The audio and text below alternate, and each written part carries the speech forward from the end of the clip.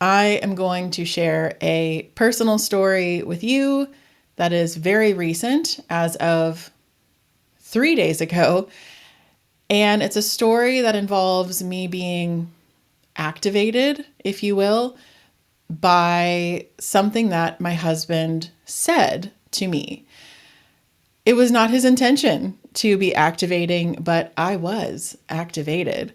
And I'm able to share it with you right now on camera, publicly, for the world to hear and listen to for several reasons. One, because I utilized a process that I share with you all on this channel, and I'm going to share with you again in this video. And that process helped me transform that negative activation into something really positive, to where it took about 5 hours to go from feeling very annoyed, hurt, irritated, and unsure of how to communicate with my husband in a loving way, to us getting to the other side of that activation. And 5 years ago, when something like that would have happened, I definitely wouldn't have been able to talk about it publicly like this. And I definitely wouldn't have been able to talk about it practically immediately after, like 3 days later. And so this is a really valuable process for you all to know about. And I think it's really helpful to hear real lived experiences from people who identify as relational experts like me.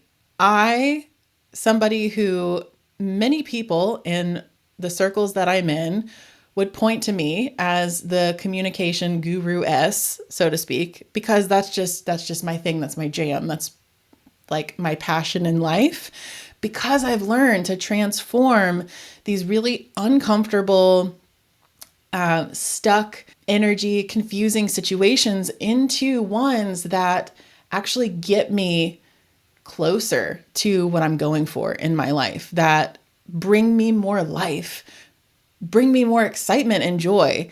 And that is it right there. If we can turn challenge into food for life, instead of seeing it as something bad or something that shouldn't have happened or something that then ruins our entire day or week or month, then we got some great tools that we can work with. We're on the right path.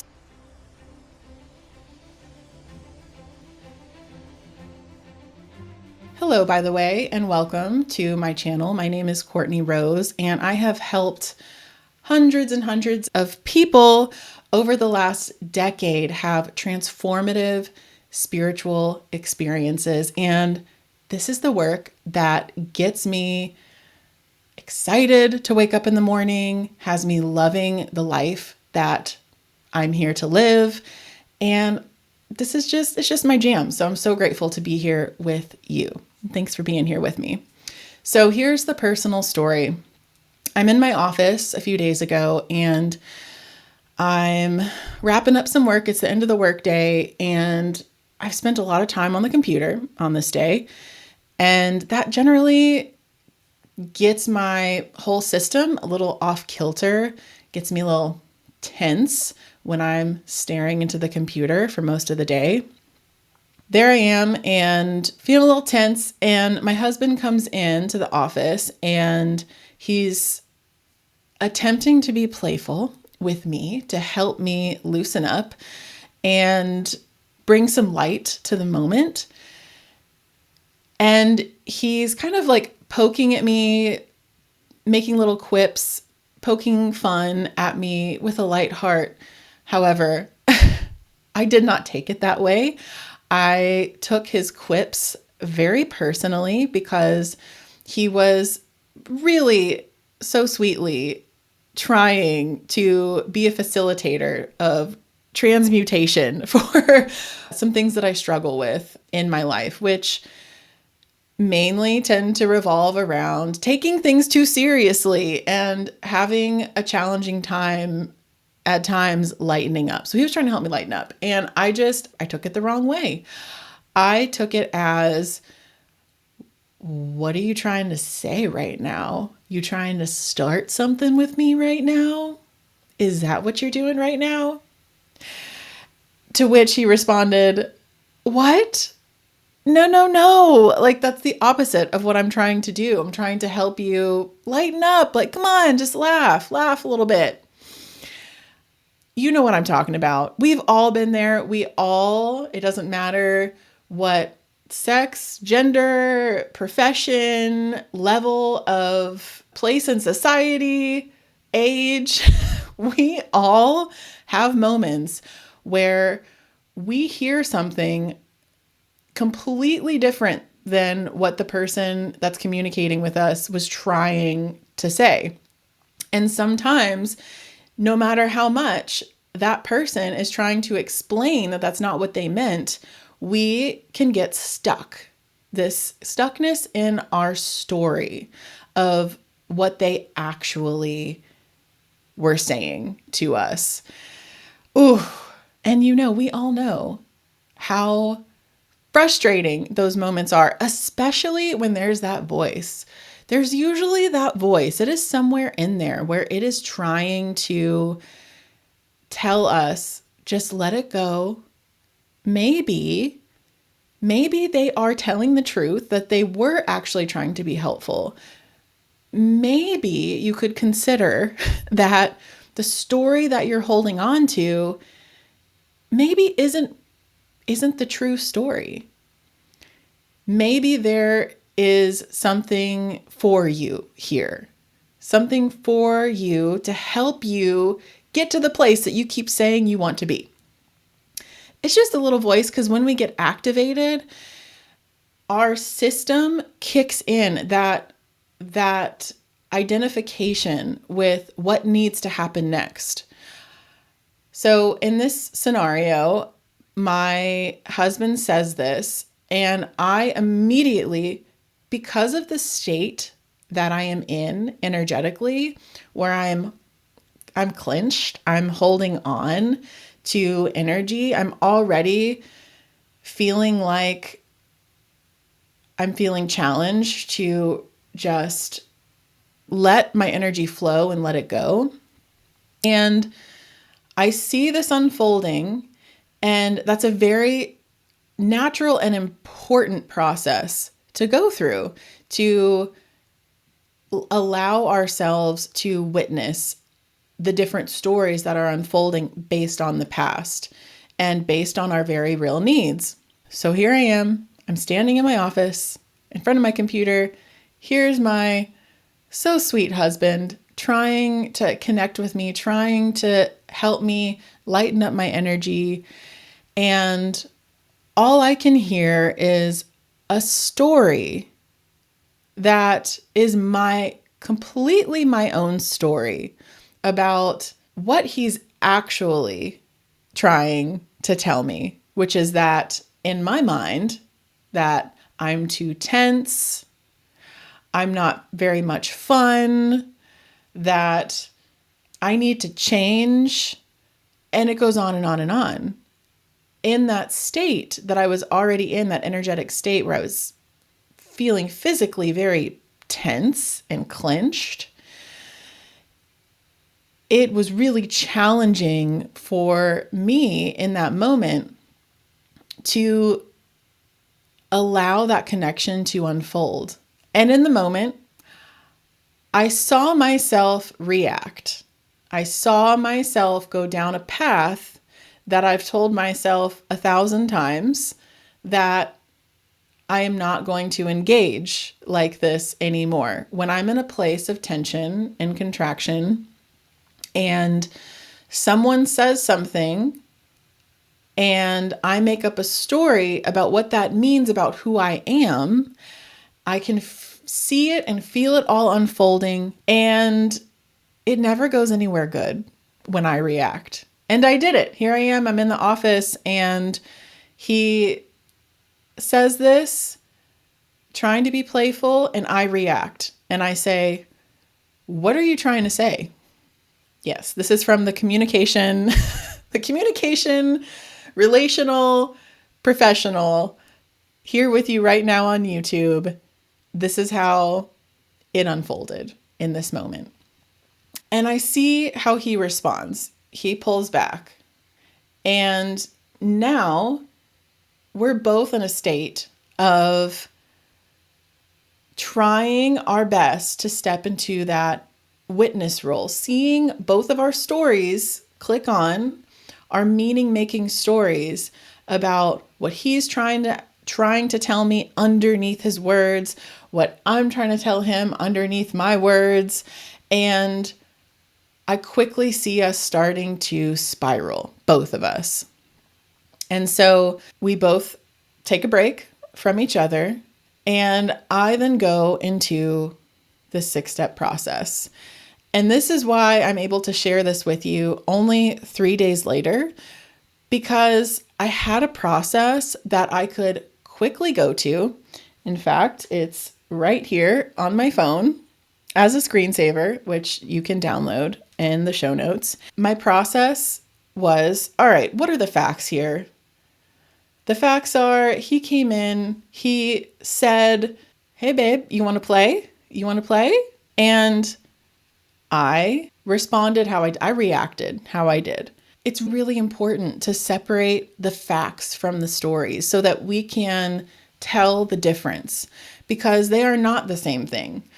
What actually objectively happened from that point, we can then make up all kinds of stories about those facts and choose our own adventure from there. But if we think that the story that we're making up in the fact, the objective reality that happened, that my husband came in and he started poking at me, if I turn that into the story is that he was trying to make fun of me, and that is the same thing, then I am then unable to choose my own adventure. I'm unable to create a new story in collaboration with him.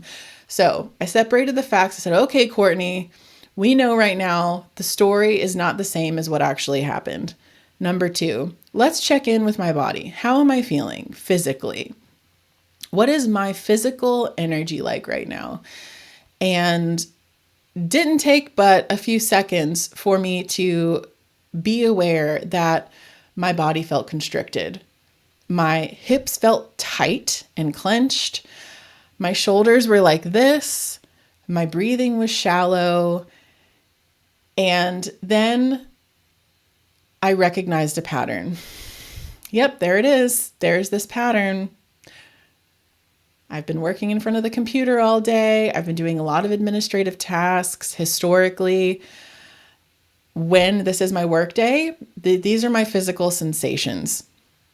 And so now I know the state of my energy so that I can do a practice to actually shift my energy. Another great process, it's called the Before You Go 10-minute reset. It's a 3-step reset in under 10 minutes so that you can shift your state of being, which is absolutely required, as illustrated in the scenario that I'm giving you, where my whole body is tense, which then makes it so much more challenging to think clearly, to not attach to a story that is not tension. So it's really important to shift the physical state of being and then get into a state of heart coherence. Because at the end of the day, when the book and the bird disagree, listen to the bird. And the bird is the heart. The heart will show us the way so reliably. It will show us the way towards connection and building instead of destruction. And then from there, step 3, I notice my fears. What has me reacting this way right now? What am I afraid of? And I quickly identified, I'm afraid that Eric is making fun of me and I'm not aware of it. This is one of those fears that I have been working through since I was a little kid. on the playground in elementary school getting left out of dodgeball. Yeah, seriously. It's something that comes up for me, and I've come a long, long way in noticing it and then seeing it and letting it go.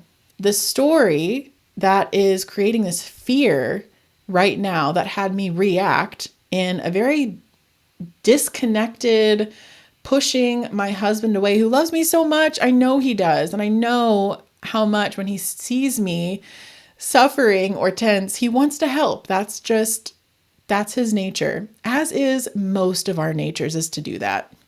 It's just the way that we do it. Like we're all trying to figure out how to be of service to the people that we love the most. And sometimes it just doesn't come out in the perfect way. So what are the possibilities here for me? This is step 4. And the possibilities are, wow, I could have, instead of reacting that way, my immediate reaction could have been like, you're right, I'm tense. You know what? Thank you. I love you so much. Thank you for trying to help me release this tension and connect with me. Like, that's so sweet of you. Give me 5 minutes. And then maybe we could like put on some music for one song or something before we go and pick up the kids. That is a possibility. I was still feeling really tense, so I was not in a place to do that. But I was just noticing, just because we allow ourselves to notice the possibilities, the what could be's in the scenario, doesn't mean we have to act on them. Just like by noticing our fears that are also available for us to act on, we don't have to act on those either. But simply by allowing our conscious energy to stretch and expand, it is exercising our muscles. So it's priming our subconscious for the next time that this might happen. And we'll be able to reference going through this process and seeing, okay, I have options here. I actually do have options. There's not just one option. There's usually like 100 options that we can choose from. It's never, ever, ever just one option only for us to act on. All right, so noticing the possibilities. And then who is the person that I keep communicating to the all, to my spouse, to myself, to my friends, to source, God, all consciousness? Who is the person that I'm stepping into that I keep saying, like, this is the woman that I am becoming? The woman that I am becoming is a woman who identifies connection and identifies the heart's way before identifying and going with the way of the head and letting the ego consciousness dominate.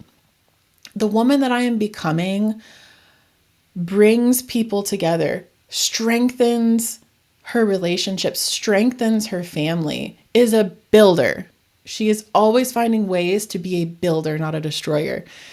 And as soon as I could identify that, I was able to more easily see, oh yeah, the person that reacted like the way that I did, saying, what are you trying to say?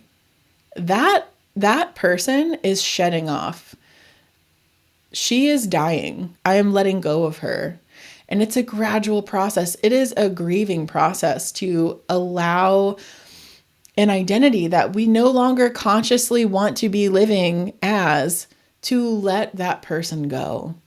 And so in that moment, I allowed myself to have grace with myself, being able to recognize, oh yeah, this is part of the process. It doesn't, because I reacted that way, doesn't make me a bad person, doesn't make me an imposter in being a relational professional on YouTube and in my work life. It doesn't make me any of those things. What it makes me is somebody who is human and somebody who is becoming and growing and learning and continuously evolving. Like, this is an eternal process of stepping into that next level being that we're here to step into. It never ends. It never ends. There is never a moment of pure enlightenment, I don't believe, where we stop there. Once we're enlightened, okay, now it's time to move towards the next enlightenment somewhere else, some way, somehow. So, because I had a process that I have been practicing for so many years, I was able to very quickly transform that energy that I was carrying and then have a conversation with Eric where I wasn't totally identified with the fear story. I had options. And so even though the conversation afterwards was challenging, a little challenging, because at that point, Eric he was also going through his process of working through his stories. So we then were able to talk through what was happening for us in a way where we weren't blaming each other, attaching to the stories. We were recognizing, when you said this, I was feeling this way in my body and I attached to a story and I reacted. And we've been together now for almost 14 years and wow, we have come such a long way. And we just keep showing up. We keep showing up and being willing to move through these challenging conversations because we know they are a portal to our growth, to the person that we keep saying, I want that. I want a life like that. And in order to have a life like that, we have to keep showing up and keep doing this amazing work that we're here to do. I mean, it's kind of crazy. It's hard sometimes. And then on the other side of it, there's life. There is rebirth and really choosing to swim in a world of greater consciousness and sensation and aliveness. And that brings me to step 6, which is letting go and letting God. Surrendering, acknowledging the great mystery, that ineffable source of creation that we all spring from, the essence that cannot be named. Because once you try and name it, that's not it. Leaning into faith and the process that is unfolding. We have consciously oriented ourselves through these 5 prior steps, tuned our energy, worked with that reticular activating system, that subconscious mind that is now programmed to see what we're oriented towards, that next level identity that we're stepping into. And now it's time to outsource to the mystery that keeps our heart beating without our conscious effort, without any conscious attention of our own, the thing that breathes our lungs without us having to do it, the thing that has the earth spinning and all of these planetary elements in motion without the efforting. This is where the magic comes in, really leaning in to step 6, acknowledging and communicating with this mystery, this essence. We can even talk with it. And that's really how I practice prayer, is acknowledging the great mystery and having a relationship with it, acknowledging that this is creating my experience. I am it. I am made up of this mysterious, ineffable substance. And when I acknowledge it and claim it as a part of me, is me, then I can say, show me Show me, great mystery, what my next steps are. Show me, guide me. I am listening. And it's pretty amazing when we are consciously aware and attentive and are asking for this mystery to show us the way. It does. It always does. We are always shown the way, but we have to be listening for the instructions. If you want access to this 6-step process on your phone, just like this, so you can pull it up, the Path Through Transformation screensaver, it is so handy. I mean, really, it is so hard when we find ourselves in these activating situations. Like the brain just goes static. And it's so helpful to just have a little process that we can reference and take ourselves through. It doesn't mean that, in 10 minutes, you're going to feel like a whole new person and everything in your life's going to change, of course. But it's a way that if you keep showing up and keep doing the process, then before you know it, your life will be different and your relationships will improve and you'll be happier and healthier. So get the link in the show notes. Thank you so much for being here. Thank you for listening and being with me. What an honor that you have dedicated this time with me. Gosh, I'm so grateful. So I'll see you in the next video. Have a great week.